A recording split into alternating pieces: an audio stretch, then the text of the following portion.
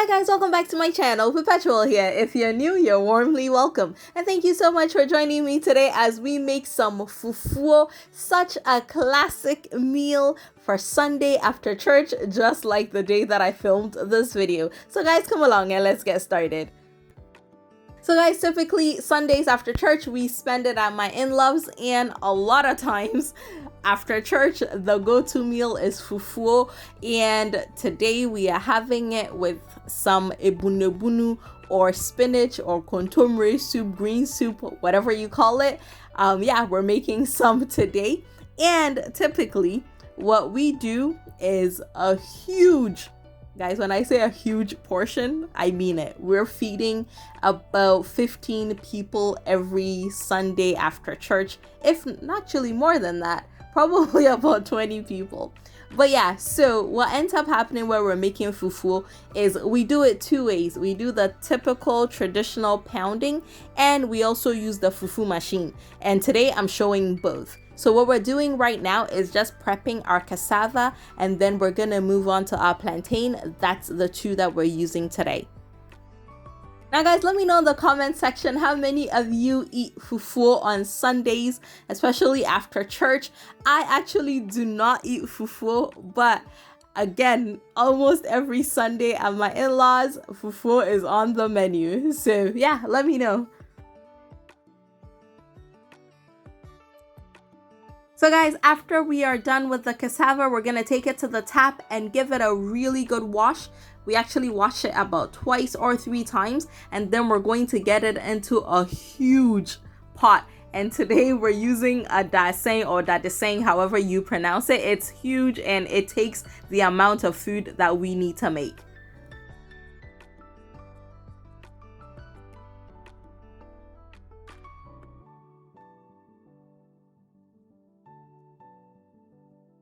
Alright, so once we get our cassava into our huge pot that we're using, we're gonna get started on the plantain, and then we're gonna come back and put it on in the same pot.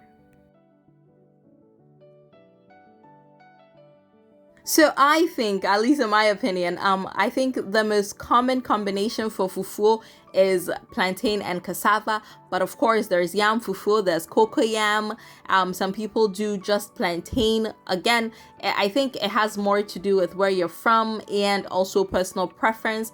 But for today, this is what we're using. I think one of the things that I enjoy the most about Sundays after church is the fact that we just cook outside. Like with the portions that we're making, it is way easier to just use the stove that's outside as opposed to using a range that is inside. And when it's so hot and so sunny, as you can tell from this video, it is definitely a lot easier to cook outside.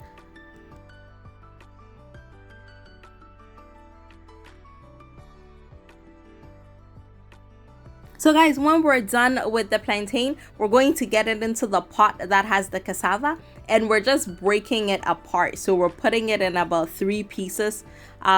It just helps it cook faster. That's how it's always been done. So that's how we always do it. So we're gonna cover it up, and because of the amount that we're making, it is going to take well over an hour to be done cooking. And when it's done, we're going to drain the water. And as you can tell right now, so we've poured it out because it is super hot, and my sister-in-law is just separating it right now. So let me explain the separation. The smaller portion here, we're going to pound it like yede woma ene wadro ene ebewo, because my father-in-law actually prefers it done this way, like the traditional way of making fufu. No fufu machine kind of business. So that's exactly what we're doing here. When we're making plantain and cassava fufu, we start with the plantain. And yeah, you basically pound it, and one person turns it, another one pounds it until it comes together. When you're starting, you use very little water or no water at all, or else you're going to get lumps in your fufu. So very little, I guess, just at the beginning, and then you keep going until it comes together. And when it comes together, you now do the same for your cassava. Now guys, I wish I could take credit for this fufu, but Obviously, I'm not the one turning it.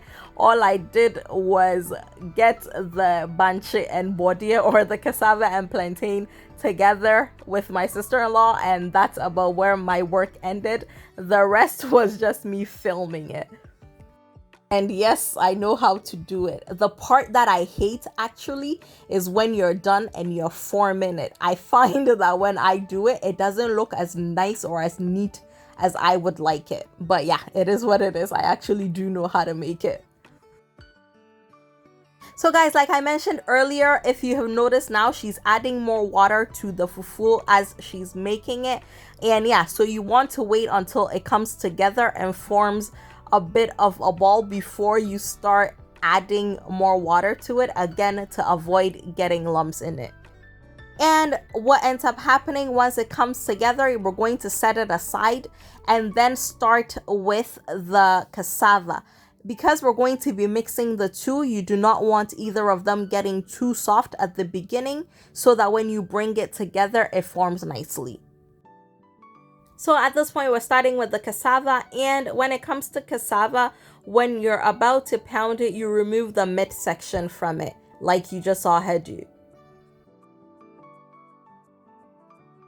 And then once the cassava comes together, like the plantain did earlier, you combine the two and you keep mixing it until it is nice and soft and to your desired consistency. And yes, so guys, another thing is that at this point you can add more water as you deem fit. And one thing about when you're doing it this way, as you can see my sister-in-law doing, you can pick out lumps if you feel any while you're turning it. So she goes ahead and does that as well. So yeah, you stop periodically if you feel anything and you take it out. And now, like you can see, she is just forming it into the portions that we'll be serving, and she is going to be doing 2 portions because apparently when you're serving a man or an adult male, you're technically not supposed to give them just 1 serving. You're supposed to give them 2. Now that I say it, I actually do not know the reason behind it. It's something I should find out, but if you know it, do let me know in the comment section as well.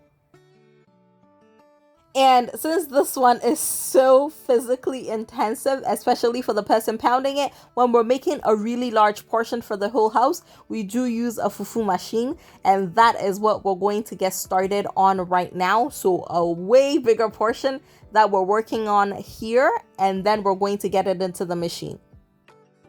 Now this is a personal one for the house, but I have actually seen commercial fufu machine stores, so to speak. And this is what it looks like on the inside. So there's a blade in there, and then it comes out of like the dotted ends that I am zooming into right now. And so how it works is, again, you start with your plantain and you get it into the bigger portion of the machine, and it comes out looking like clumpy noodles. That's about the only description I can come up with. Now, just like when you're using your woma and your wadro to make fufu, when you're making this, even in the fufu machine, the first time that you pass it through the machine, you do not add any water to it. So it is a really firm consistency, and the cassava is slightly softer because it has, I guess, a higher water content. And then once you're done, you bring it together just like we did with when we were pounding it. So you take a bit of the plantain, a bit of the cassava, and you put it back into the machine. Now, of course, this step requires a lot more water, and when you're done, you keep running it through the machine until you get your desired consistency. Guys, the amazing thing about the fufu machine is that it is locally made, and I love that it has made such a popular Ghanaian staple dish. It has made it so much easier to make, and you do not need as much help when you're making it. Now guys, I'm also curious, if you saw just this part without looking at the title, would you have been able to figure out what this is? Let me know. Now, this is a lot easier to do when you're making a larger portion of fufu. And I know that a lot of people for weddings, for parties, for funerals will go this route. But again, because we're feeding so many people this Sunday, this is a way easier alternative for the house. Remember earlier when I mentioned that we were having it with some green soup? Well, there is a backyard garden with cocoyam. So the cocoyam has the leaves, which is the kontomire, and that was what was used to make the soup. Now, guys, this, I don't even know if I should call it an aroma, but oh my goodness, the smell of the soup. Wow. Like, one of the kids walked by and was like, "Ma Pat, it smells like momone." Like, yeah, that is a story for another day. The smell. But the people who ate it enjoyed it. I was not one of them because I don't eat fufu. But guys, I really hope you enjoyed this video, and I will see you all again very soon. Thank you so much for coming along with me on this delicious journey. Take care, guys. Bye.